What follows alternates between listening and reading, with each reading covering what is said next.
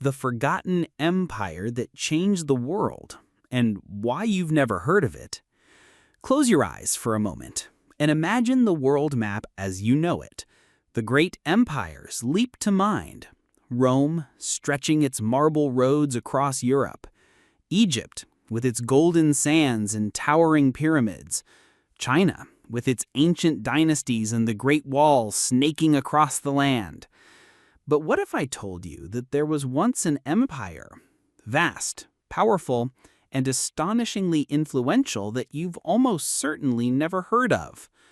An empire whose fingerprints are still on the world today, even though its name has faded from the pages of most history books. Tonight, we journey into the shadows of the past to uncover the story of the kingdom of Axum, the forgotten empire that changed the world.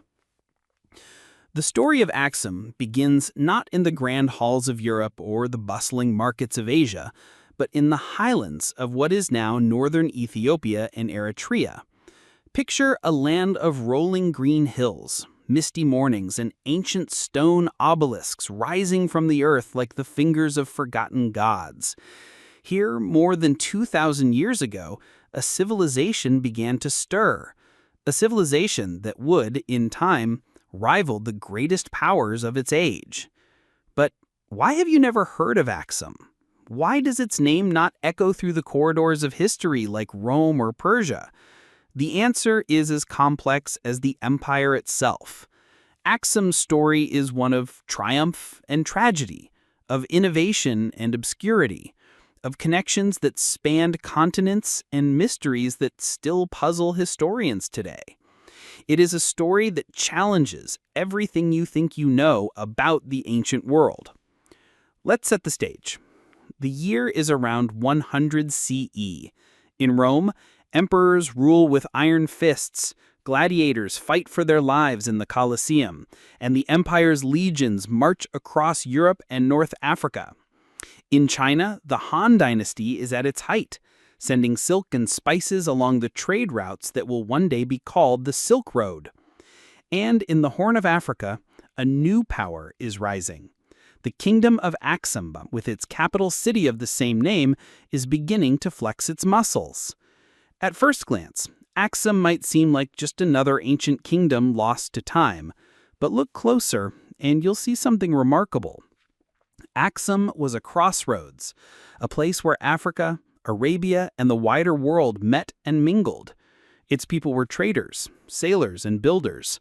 They spoke a language called Giez, wrote in a script that still survives today, and worshipped gods whose names have been whispered for millennia. But what truly set Axum apart was its ambition. While other kingdoms were content to rule their own lands, Axum looked outward. Its ships sailed the Red Sea and the Indian Ocean, carrying gold, ivory, and exotic goods to the markets of Egypt, Rome, and India. Its merchants grew rich, its kings grew powerful, and its influence spread far beyond its borders. Imagine the bustling port of Adulis, Axum's gateway to the world. The air is thick with the scent of spices and the sound of foreign tongues. Roman merchants haggle with African traders over bundles of frankincense and myrrh. Indian sailors unload silks and gems, while Arab caravans bring news from distant lands. In the heart of the city, Axumite scribes record transactions in meticulous detail, their styluses scratching across parchment and stone. It was here, in this melting pot of cultures and commerce, that Axum began to shape the world in ways that few realize today. The empire's wealth and power were built on trade, but its legacy would reach far beyond gold and goods. Axum was one of the first great African civilizations to embrace Christianity, long before it became the dominant faith of Europe. In the early 4th century, King Esna converted to Christianity, making Axum one of the earliest Christian states in the world, predating even the Roman Empire's official adoption of the faith. This decision would have profound consequences, not just for Axum, but for the entire region. The kingdom became a beacon of faith. sending missionaries across Africa and the Middle East. Its churches, carved from solid rock, still stand today as a testament to its spiritual legacy. And yet, despite its importance, Axum remains a footnote in most history books, a forgotten empire overshadowed by its more famous neighbors. But why? Why did Axum, with all its achievements, fade from memory? The answer lies in a combination of geography, politics, and the relentless march of time. As the centuries passed, the world changed. Trade routes shifted, empires rose and fell, and Axum's fortunes waned. Its cities were abandoned, its monuments left to crumble, and its story all but erased. But if you know where to look, the traces of Axum are everywhere. In the language of Ethiopia, in the rituals of its churches, in the legends passed down from generation to generation. The empire may be forgotten, but its influence endures. So tonight, as you drift into sleep, let your mind wander back to the highlands of ancient Africa. Picture the obelisks of Axum rising against the dawn, the ships setting sail for distant lands, the kings and queens whose names have been lost to time. Remember that history is not just the story of the victors, but of all those who dared to dream, to build, and to change the world. But to truly understand the magnitude of Axum's impact, we need to step back and look at the world it inhabited, a world in flux, where the boundaries between continents were more porous than you might imagine. The ancient world was not a collection of isolated civilizations, but a vast interconnected web of trade, diplomacy, and cultural exchange. And at the heart of this web, often overlooked by Western historians, was the kingdom of Axum. Let's return to the port of Adulis, the empire's beating heart. Imagine the early morning mist rolling in from the Red Sea, the shouts of dock workers mingling with the cries of gulls. Here, goods from the African interior, ivory, gold, rhinoceros horn, and exotic animals were loaded onto ships bound for Arabia, India, and beyond. In return, Axum imported silk from China, spices from India, and glassware from Rome. The city was a living testament to the globalized world of antiquity, a place where fortunes were made and lost with the turn of the tide. But trade was only part of the story. Axum's rulers understood that power was not just about wealth, but about influence. They minted their own coins, beautiful gold, silver, and bronze pieces stamped with the images of kings and crosses. These coins were more than just currency. They were statements of sovereignty, symbols of Axum's place in the world. Roman emperors, Persian shahs, and Indian maharajas all recognized the authority of Axum's kings, whose names appeared in the chronicles of distant lands.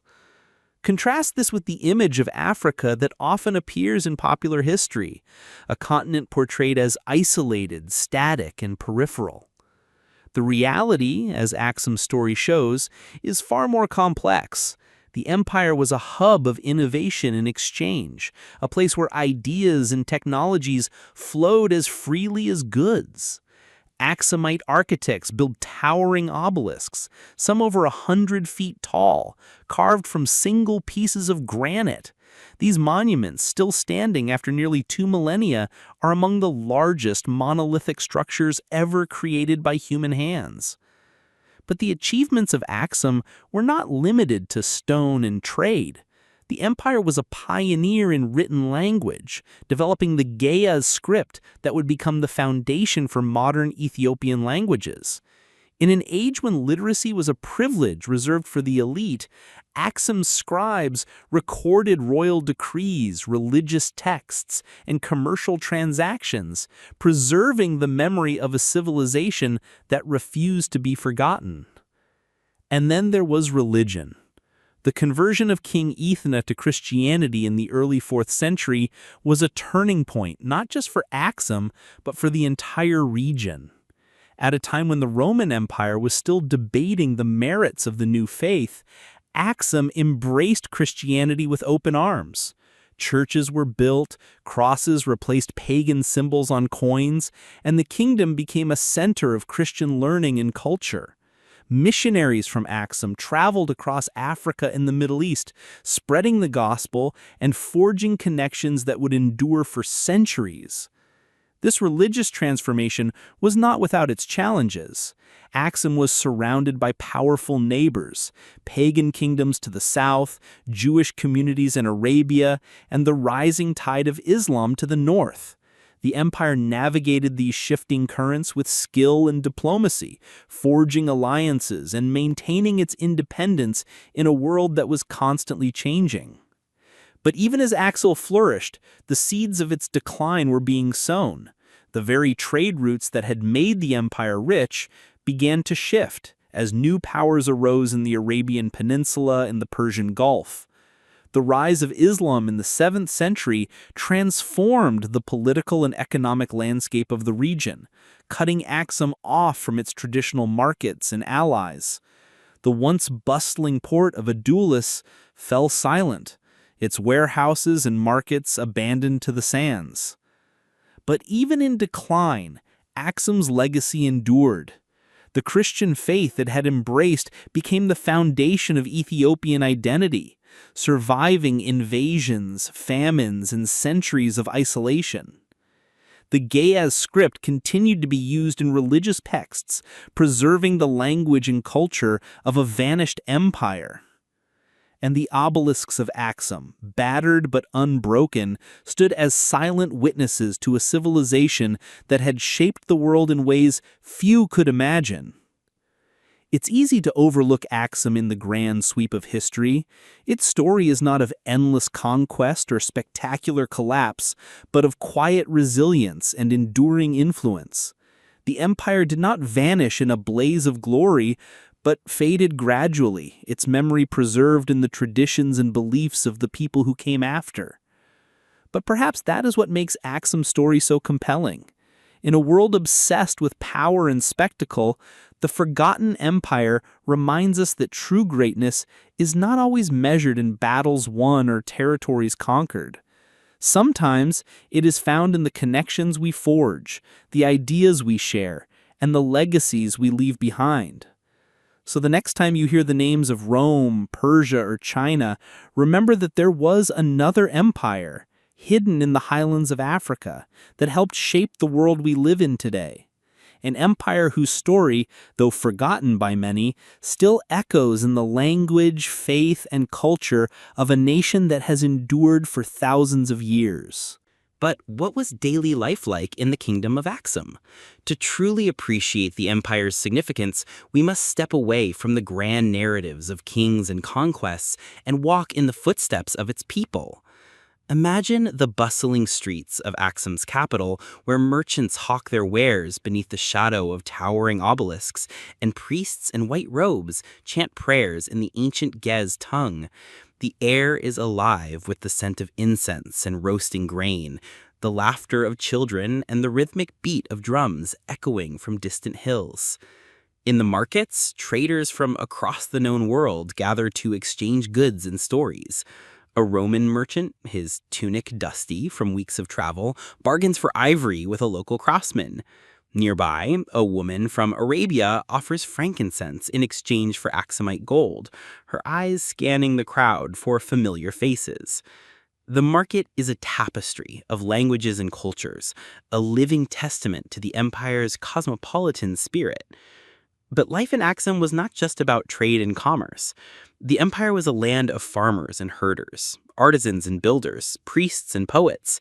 The fertile highlands provided abundant crops, wheat, barley, and teff, the grain that remains a staple of Ethiopian cuisine to this day. Terraced fields climbed the hillsides, watered by ingenious irrigation systems that harnessed the power of seasonal rains. In the villages, families gathered each evening to share stories and songs, passing down the wisdom of their ancestors. Religion played a central role in Axumite society, shaping everything from daily rituals to royal policy. After King Azana's conversion, Christianity became the state religion, but the transition was gradual and complex.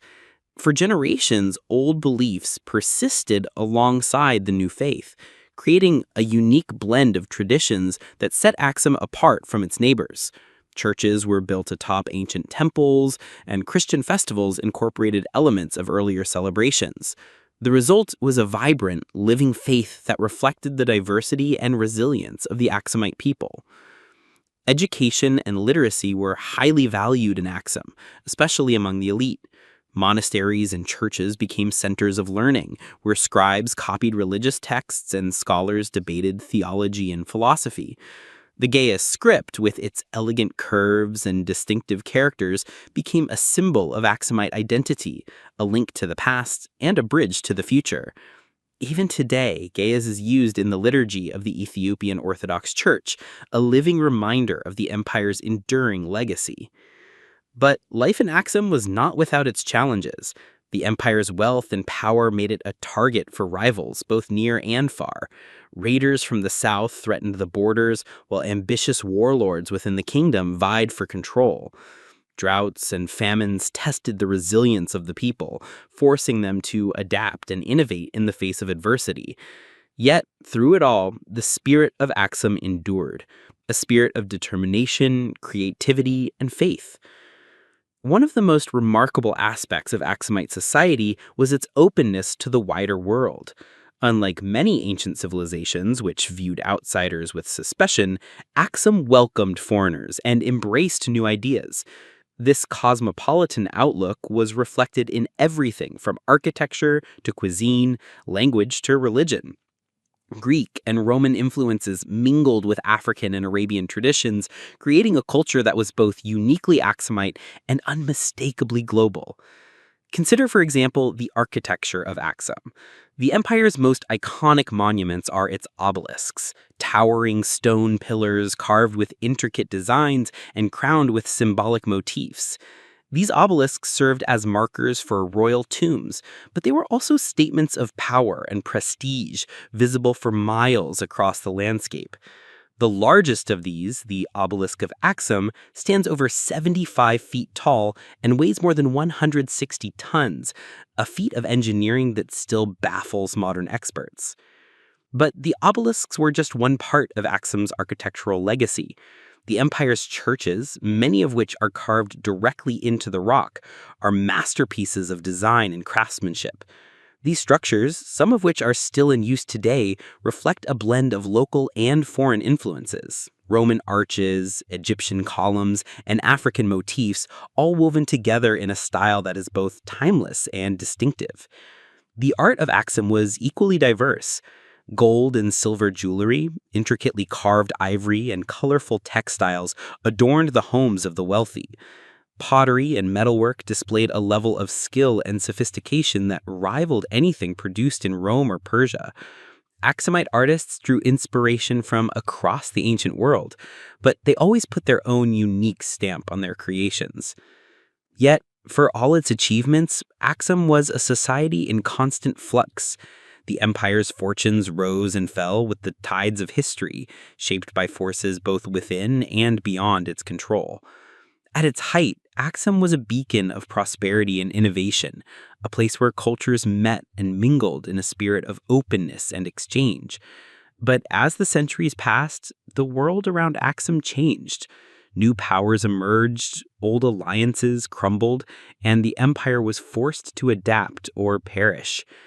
Yet, the legacy of Axum endures. In the language, art, and faith of modern Ethiopia, the echoes of the forgotten empire can still be heard.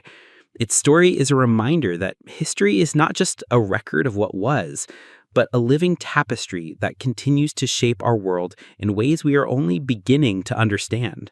As we move deeper into the story of Axum, it's impossible to ignore the empire's role as a bridge between worlds. While the Roman Empire and Han China are often celebrated for their global reach, Axum quietly connected Africa to the wider world, serving as a vital link in the chain of ancient commerce and culture. Its influence stretched far beyond its borders, shaping the destinies of nations and peoples across 3 continents. Let's return for a moment to the Red Sea, the lifeblood of Axum's prosperity. In the days before the Suez Canal, this narrow strip of water was the main artery connecting the Mediterranean to the Indian Ocean. Control of the Red Sea meant control of trade, and Axum was perfectly positioned to take advantage. Its navy patrolled the waters, protecting merchant ships from pirates and rivals. Its ports bustled with activity, as goods from Africa, Arabia, India, and even distant China changed hands in a flurry of commerce. But Axum's reach was not limited to trade. The empire was a diplomatic powerhouse, forging alliances and negotiating treaties with some of the most powerful states of its time. Roman historians wrote of embassies sent from Axum to the courts of emperors, bearing gifts of gold and exotic animals. In return, Axum received Roman glassware, wine, and luxury goods, which found their way into the homes of the Axumite elite. These exchanges were more than just economic transactions. They were symbols of mutual respect and recognition, proof that Axum was a player on the world stage. Contrast this image of Africa that persisted for centuries in Western thought, a continent isolated from the currents of history, its peoples passive and peripheral. The reality, as Axum's story makes clear, was far different. The empire was a center of innovation and exchange, a place where ideas and technologies flowed freely across borders. Axumite coins have been found as far away as India, evidence of a trade network that spanned thousands of miles. Greek and Latin inscriptions in Axumite ruins testify to the cosmopolitan nature of its society, where foreign merchants and diplomats were a common sight. But Axum's global connections were not just economic or diplomatic. They were also cultural and religious. The empire's embrace of Christianity set it apart from its neighbors and established it as a beacon of faith in a rapidly changing world.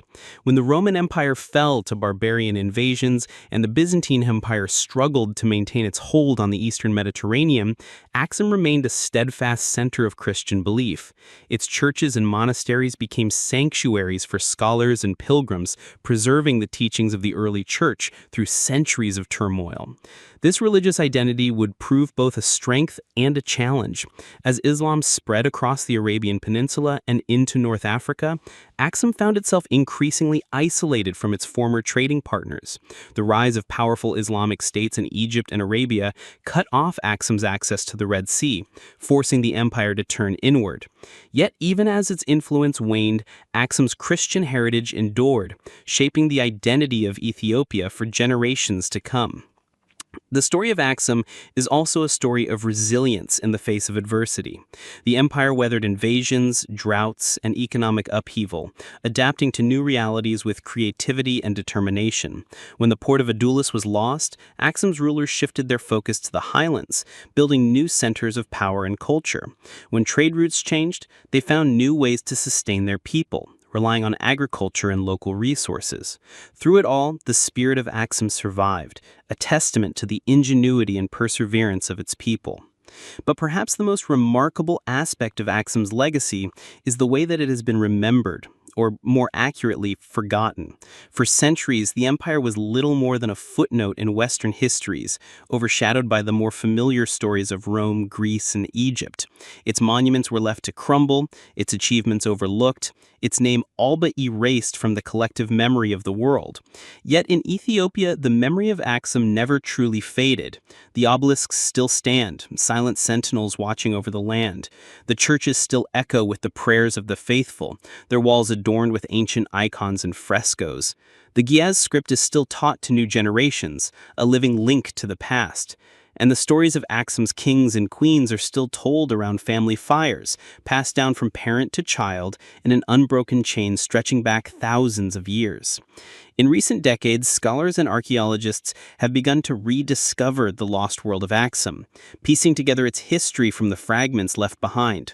Excavations have revealed the remains of palaces, tombs, and marketplaces, shedding new light on the empire's achievements.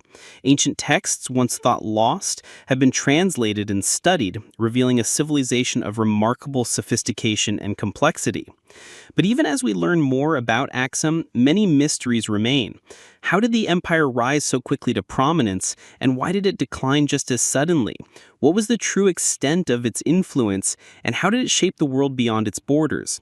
These questions continue to fascinate historians and inspire new generations of researchers, eager to uncover the secrets of the forgotten empire. As we approach the end of our journey, it's worth reflecting on the lessons of Axum's story. In a world that often values power and fame above all else, the Forgotten Empire reminds us that true greatness can take many forms. Sometimes it is found in the quiet resilience of a people who refuse to be forgotten. Sometimes it is found in the connections we forge across cultures and continents. And sometimes it is found in the legacies we leave behind, echoing through the ages, long after our names have faded from memory. As the sun sets over the highlands of northern Ethiopia, casting long shadows across the ancient stones, it's easy to imagine the world as it once was. A world where Axum stood at the crossroads of history, its influence radiating outward like ripples on a pond. The empire's story, though often overlooked, is a powerful reminder of the complexity and interconnectedness of the ancient world.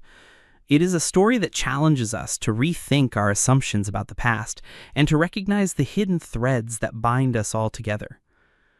Let's pause for a moment and consider the contrast between Axum and the empires that dominate our historical imagination. Rome, with its legions and laws, is remembered for its conquests and its collapse.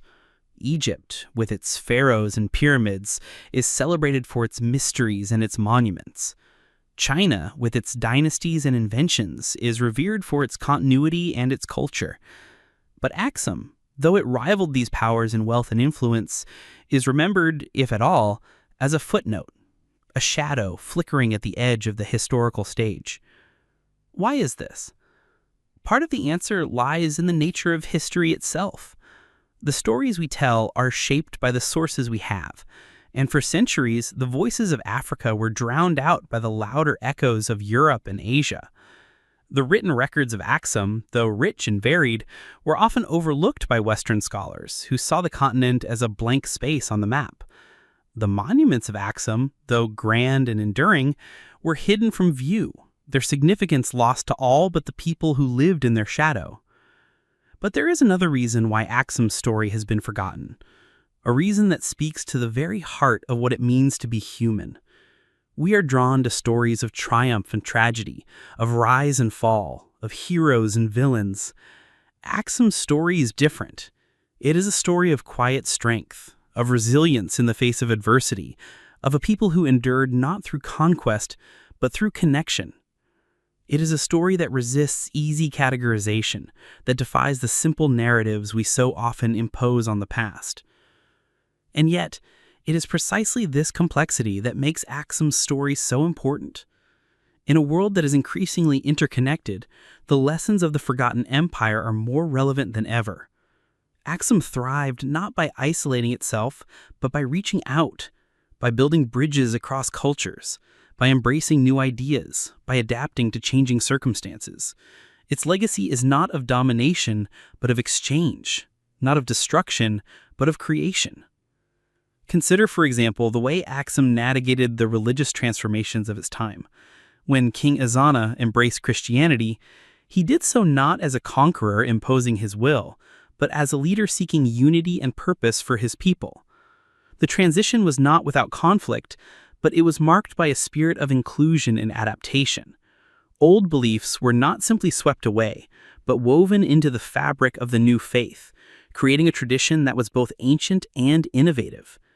This ability to adapt, to find common ground in the midst of change, is a lesson that resonates across the centuries.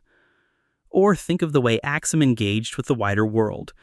The empire's merchants and diplomats traveled far and wide, forging connections that spanned continents. They brought back not just goods, but ideas, new technologies, new beliefs, new ways of seeing the world. In doing so, they enriched their own society and contributed to the broader currents of human history. The story of Axum is a story of openness, of curiosity, of a willingness to learn from others. But perhaps the most enduring lesson of Axum is the power of memory. For centuries, the empire was forgotten by the outside world, its achievements buried beneath the sands of time. Yet in Ethiopia, the memory of Axum lived on, in the language, in the faith, in the stories passed down from generation to generation. This memory was not just a record of the past, but a source of strength and identity, a reminder of what was possible and what could be again. Today, as we stand at the threshold of a new era, the story of Axum offers a powerful antidote to the forces of division and forgetfulness. It reminds us that history is not just the story of the powerful, but of all those who have contributed to the tapestry of human experience. It challenges us to look beyond the familiar, to seek out the hidden stories that have shaped our world in ways we may never fully understand. So, the next time you look at a map of the ancient world, remember the forgotten empire that once stood at its heart. Remember the people of Axum who built monuments that still stand, who forged connections that still matter, who left a legacy that endures in ways both seen and unseen. Remember that history is not just a record of what was, but a guide to what can be, a source of inspiration, a wellspring of hope, a reminder that even the most forgotten among us can change the world. As you drift into sleep tonight, let your mind wander back to the highlands of ancient Africa. Picture the obelisks rising against the dawn, the ships setting sail for distant lands, the kings and queens whose names have been lost to time. Imagine the bustling markets, the chanting priests, the laughter of children playing in the shadow of greatness. And know that, though the empire may be forgotten by many, its story lives on, in the language, in the faith, in the stories passed down from generation to generation. In the end, the story of Axum is not just the story of a forgotten empire. It is the story of all of us, of the connections we make, the challenges we face, the legacies we leave behind.